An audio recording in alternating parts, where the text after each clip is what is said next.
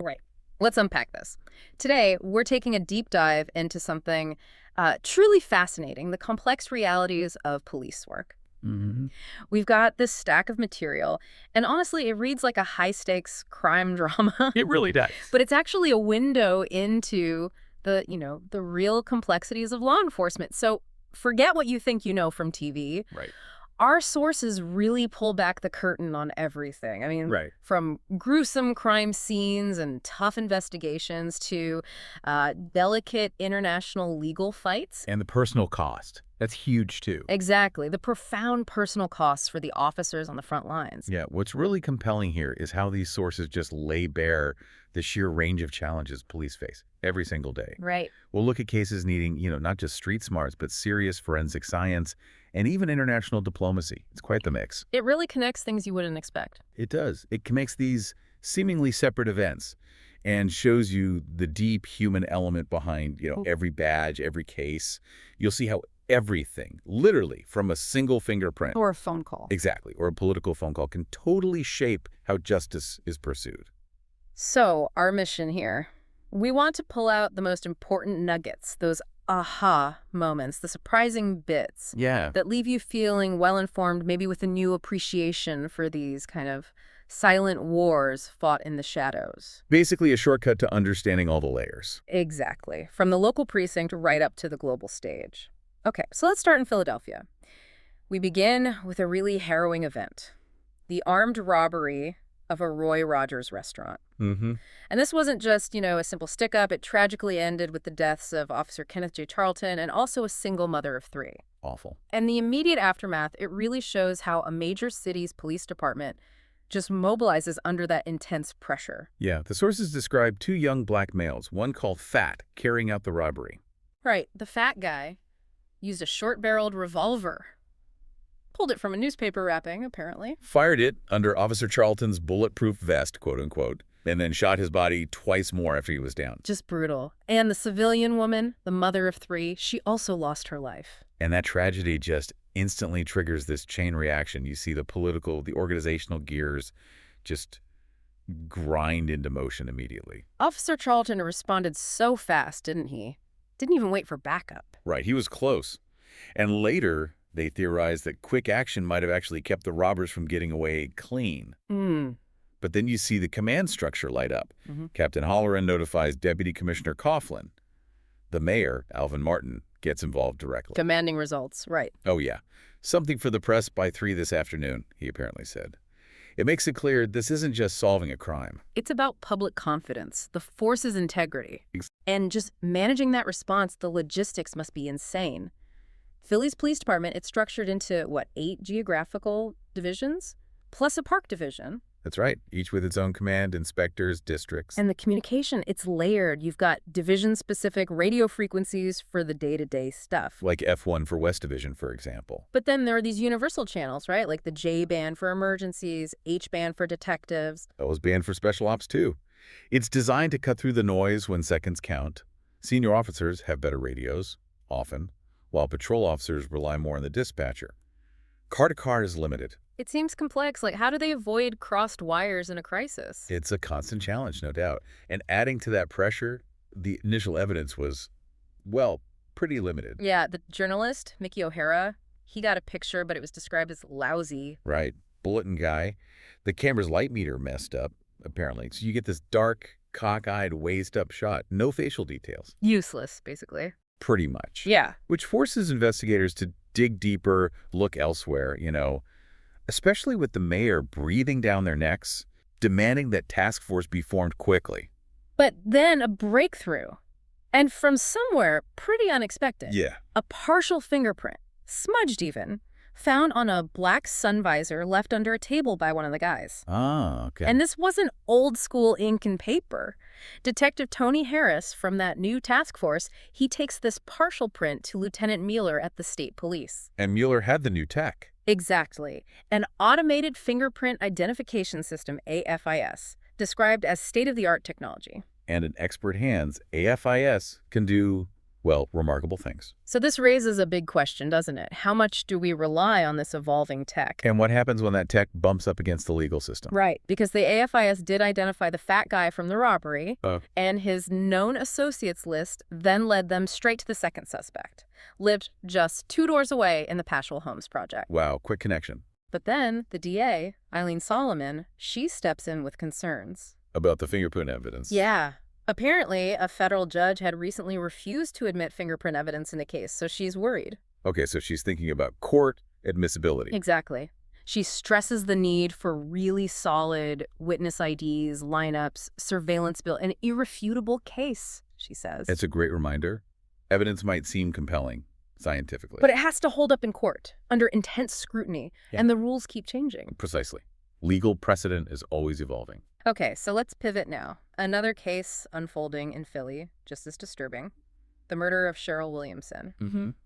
This one really highlights specialized units and the critical role of criminal psychology, sometimes chillingly so. Right. And this is where a young detective, Matt Payne, gets thrown into the deep end. Okay. Cheryl Williamson is found murdered in her apartment. Neighbors, the McGrorys, reported hearing a loud disturbance, saw a shattered mirror.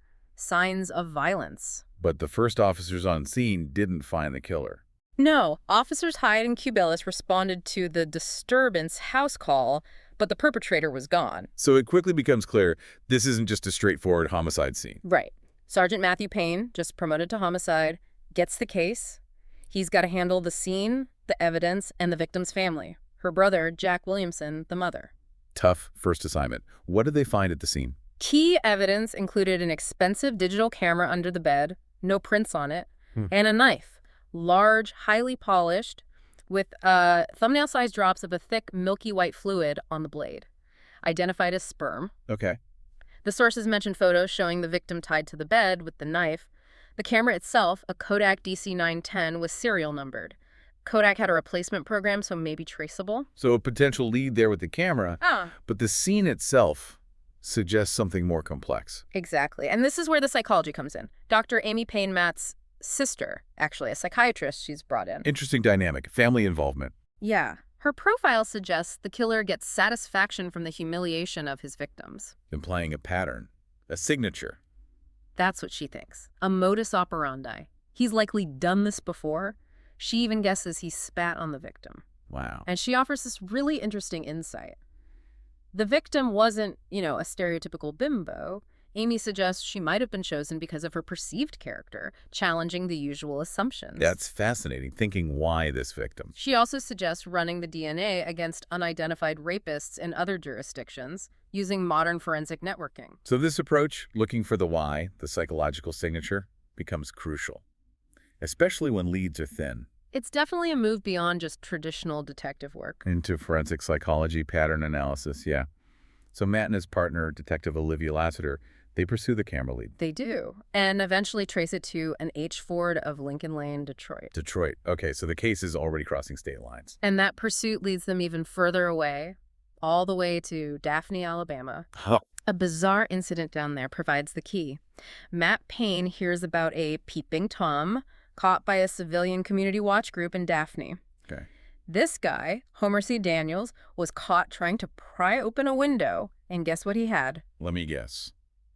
A knife. A knife described in the sources as a great big son of a bitch knife. Kidding. So Matt and Olivia fly down to Daphne. Sergeant Kenny there shows them the knife, and also a digital camera found with Daniels. Yeah. Matt sees it immediately. It's a clear twin to the knife in the Williamson crime scene photos. Wow. Plus, Daniel had plastic ties on him. Matches the MO. Incredible connection. Who is this Daniels guy? Described as a dealer in exotic cars from Las Vegas, apparently drives all over the country. Okay, so that explains the potential reach. This perfectly illustrates the need for interagency cooperation, right? Absolutely. But it also shows the turf wars that pop up. Let me guess. The FBI. You got it. Special Agent Bendick from the FBI shows up, tries to take over the case, wants to steal their pinch, as the source puts it. Classic. Claiming credit for the local PD's work. Yep. But he gets shut down by Washington, and O'Hara, they back the Philly team's work. Good. So Homer C. Daniels is arrested, held in Alabama, and the extradition process starts. It really makes you wonder, how does information sharing actually work or fail to work between different agencies, different levels. It seems messy. Definitely. The SBI's arrival shows that pressure for recognition, but Philly holding their ground reinforces the importance of local police work. And it all hinged on shared intelligence, right? A local paper report in Alabama. Became the key lead for a Philly homicide hundreds of miles away. It's a delicate dance, that collaboration versus competition. Absolutely. Okay, let's switch gears again.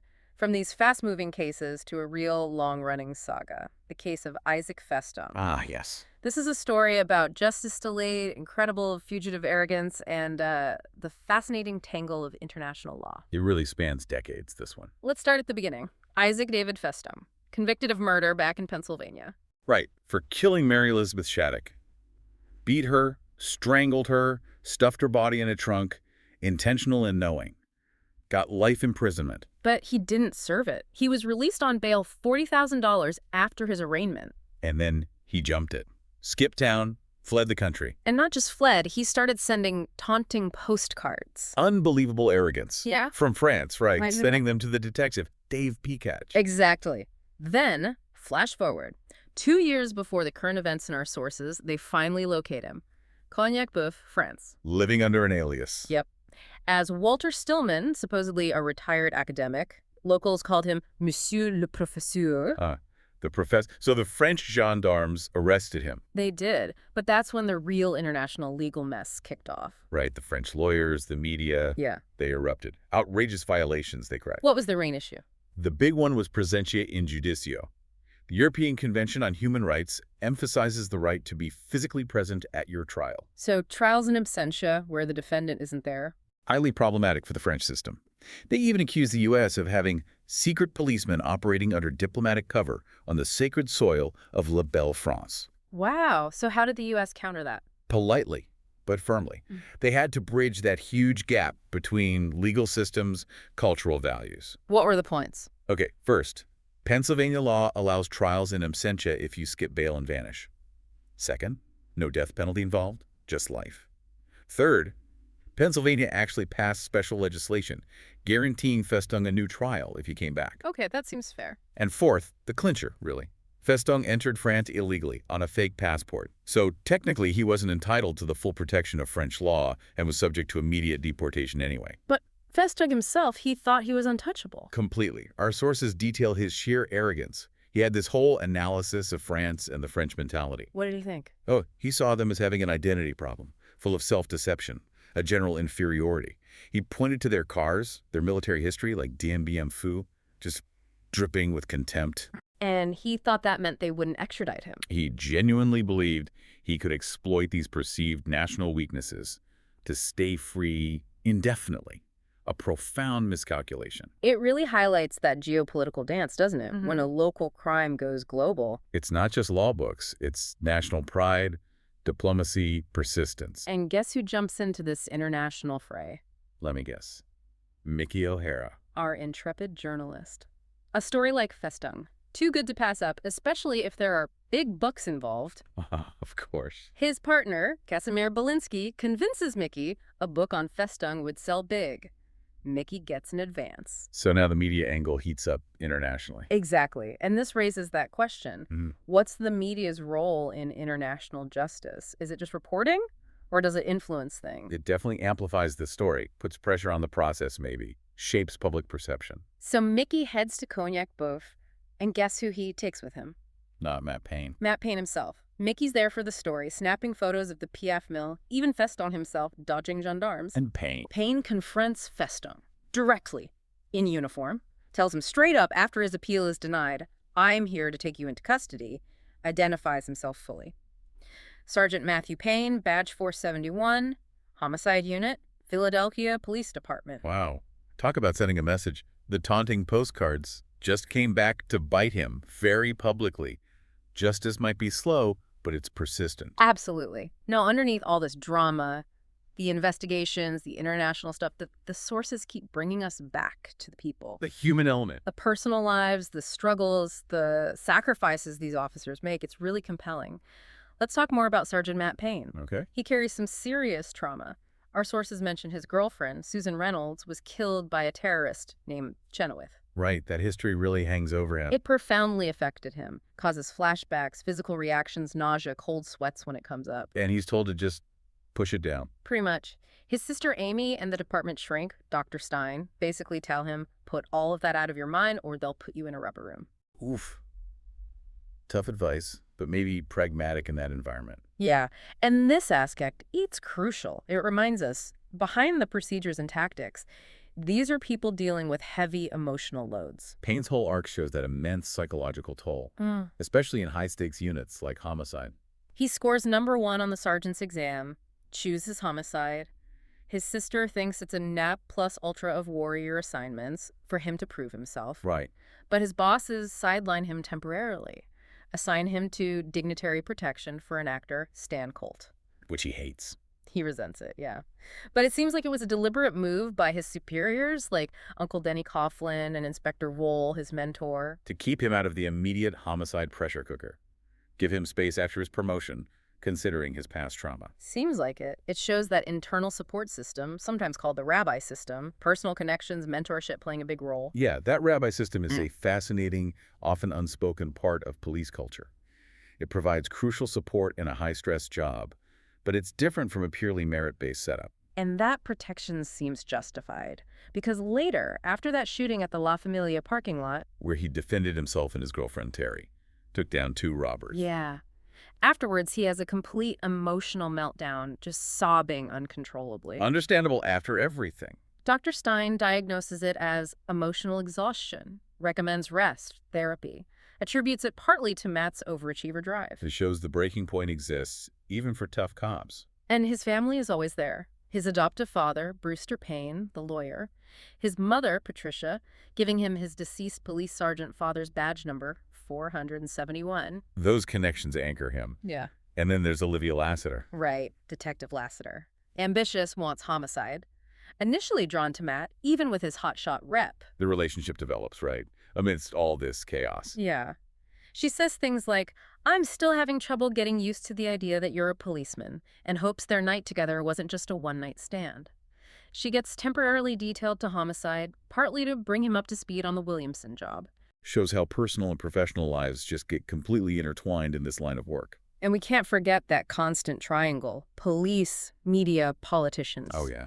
Always interacting, often clashing. Mickey O'Hara, the journalist, he's everywhere. First on scene, sometimes helping, sometimes criticizing. Publishes that photo of Matt with Stan Colt, right? Unwanted attention. Yep.